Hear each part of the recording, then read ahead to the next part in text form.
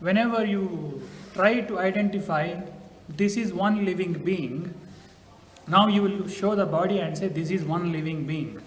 You will say this is an individual. But it is not literally true. This living being is again made up of many more living beings.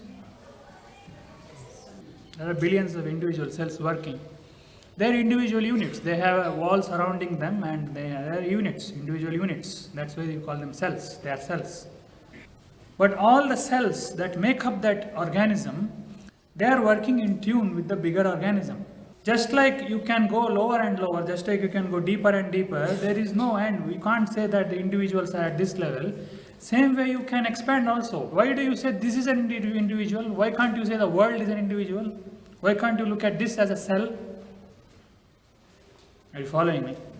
Instead of saying this is an individual, why can't you extend the same concept of cell and the body to the body and the world?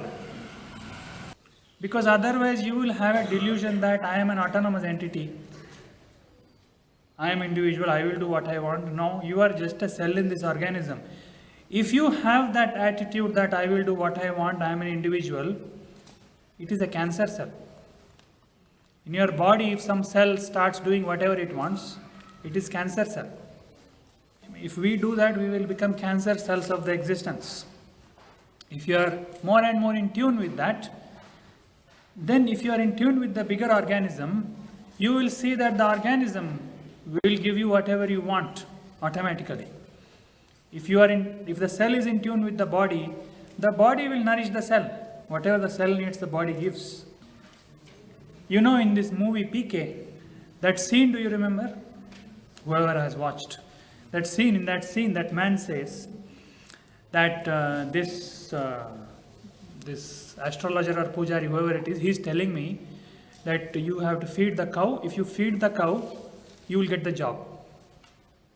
And so that man says, how can that happen? If I feed the cow, will the cow go to Naukri.com and put my resume there? He asks. So what they are trying to show here is, it is all wrong number. They use that phrase, wrong number. It is wrong number, it has no logic behind that. So feeding the cow, all this is nonsense. You don't have to feed the cow. It has no connection to me getting the job. It is again because of very dry and limited logic. What they are trying to do is, see, the pujari who told him to do that may not know why he is telling. But the very fact that an astrologer has to tell you that you have to feed an animal shows to what level you have degraded yourself. You are not feeding an animal unless somebody is telling you.